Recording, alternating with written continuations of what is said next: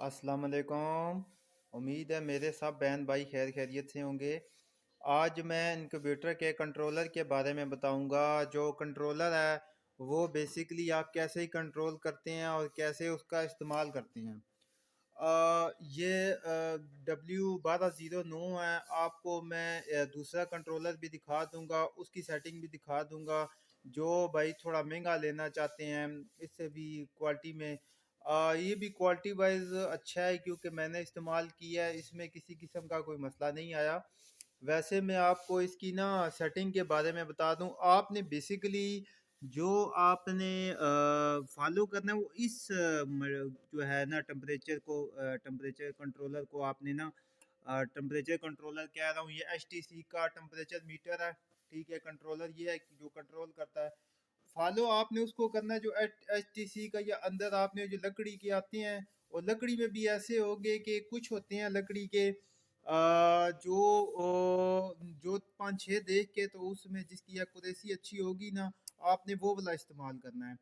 अब मैं इसकी सेटिंग के बारे में जो टॉपिक है वो लेके चलता हूँ कि आपने इसकी सेटिंग कैसे करनी है।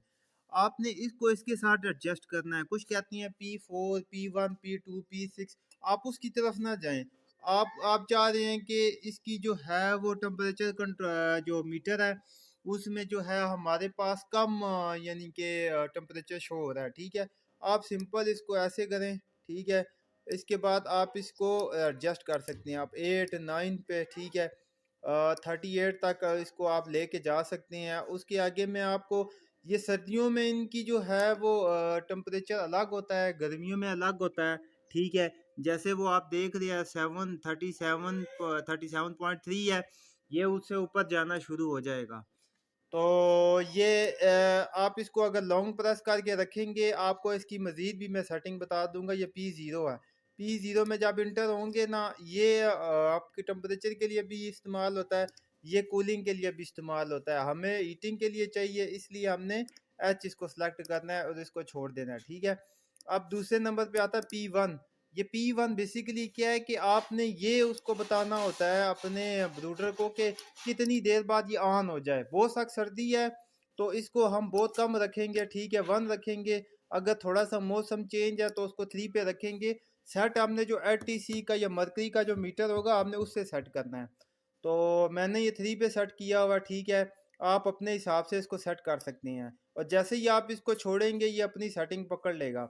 ये P2 में P2 आपने 110 ही रखना है। ठीक है, आप उसके बाद P3 आ गया। P3 में -15 50 रखना है। ये आपने नहीं छेड़ना इसको, अगर नहीं है तो आप इसको चेंज कर लें। P4 में, हाँ, P4 में जो टेम्परेचर को जो है ना वो निकालने का टेम्परेचर जो है आप चाह रहे हैं 37.7 ही शो करे इस पे भी, और जो अंदर HTC का लगा हुआ है उस पे भी शो करे। तो उसमें आप जो मदद लेंगे वो P4 से लेंगे। आपने कुछ लोग होते हैं जो रटा मार लेते हैं इस चीज़ का कि P4 में इतनी सेटिंग रखनी है, P1 में P3 में। बाहर से भी आप सेटिंग करने, आपने बेसिकली उसके जो है ना बिटवीन लेके आना है वो 37.7 हो। तो जैसा कि मैं अपने दोस्तों को बता रहा था कि भाई आपने P4 जो है वो उसकी एडजस्टमेंट उसके हिसाब से करनी है कि 30.7.5 हो। शुरू शुरू में जब आपने इंक्यूबेटर लेना है तो ये 3-4 जगहों पे ना HTC मीटर रख के ना आपने उसका एक समझ लें कि ले लेना है, एक स्टैंडर्ड ले लेना है कि आपका ब्रूडर जो है वो फलानी जगह पे कितना दे रहा है। ठीक है, फलानी जगह पे कितना टेम्परेचर दे रहा है। अच्छा, ये बड़े से बड़ा भी इंक्यूबेटर हो ना, उसमें आपने इसकी सेटिंग लाजमी करनी होती है। अब P1 P2 P3 में मैं जा रहा था आगे। ये P0 P1 P2 P3 P4 में बता दिया। P5 ये आपने ज़ीरो ही रहने देना है। P5 इसको आपने नहीं छेड़ना, इसे हमारा नहीं काम। ये P6 जो है इसे भी हमारा कोई काम नहीं है। ये P6 ऑफ ही रहने देना है आपने। ये कोई अलार्म का सिस्टम है, इसके बारे में मुझे नहीं पता। अगर पता चलेगा तो इंशाल्लाह मैं वीडियो में ज़रूर शेयर करूंगा, लेकिन ये हमारे काम की चीज़ नहीं है। अब ये देख रहे हैं ये 38.0 है। ठीक है, अब जो अंदर जो है वो मीटर है वो टेम्परेचर मीटर जो रखा हुआ है उसके साथ मैंने ना इसको मिलाना है। ठीक है, मैं जाऊंगा जी P4 में। अभी देखिएगा ये P4 में जा रहा हूँ। ठीक है, दबा के रखेंगे तो आ जाएंगी सेटिंग। ये P4 है।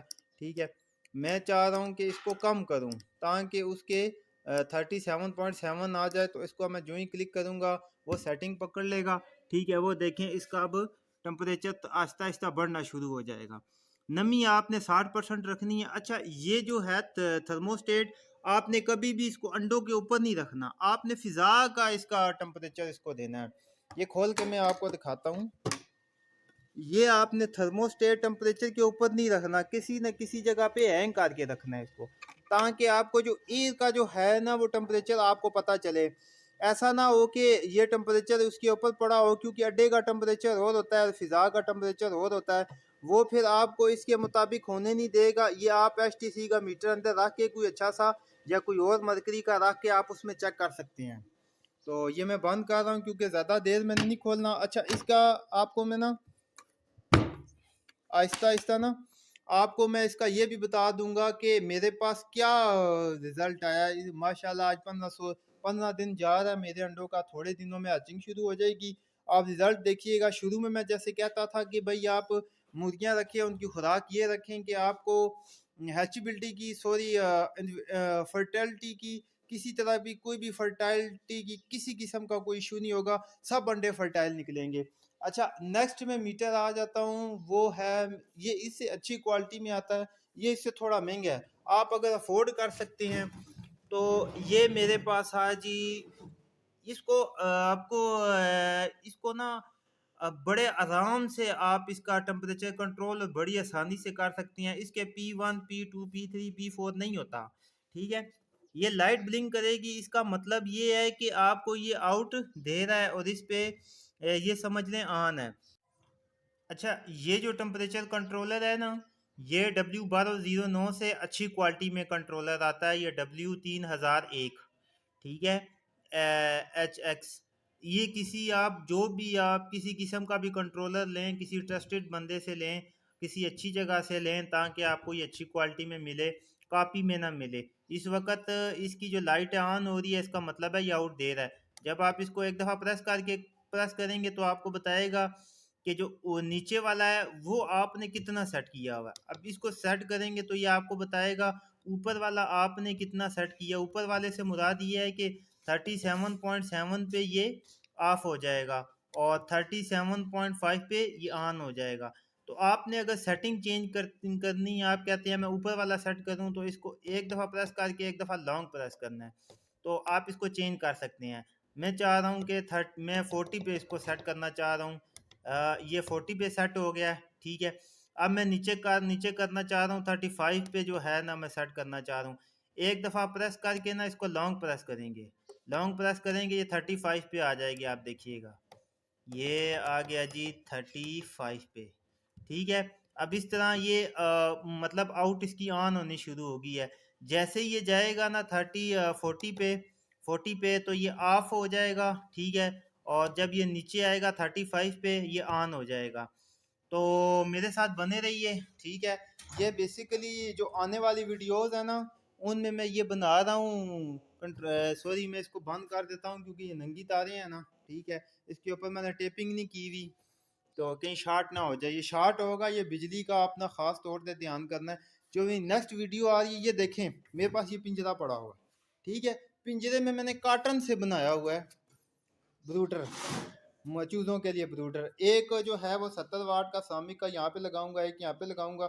इंशाल्लाह नेक्स्ट वीडियो मेरी इसी पे आएगी। इसको मैं अभी तैयार कर रहा हूँ। ठीक है, तो मेरे चैनल को सब्सक्राइब और लाजमी लाइक लाजमी कीजिएगा।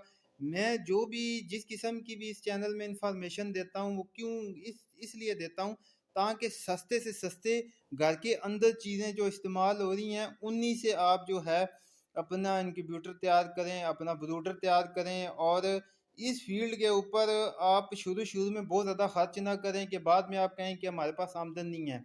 और थोड़ा स्लो स्लो लेके चलें तो इंशाल्लाह मैं जो फैंसी बर्ड इंशाल्लाह लेके आऊँगा वो भी आपको बताऊँगा। तो जुड़े जुड़े रहिए। ओके जी, अल्लाह हाफिज़।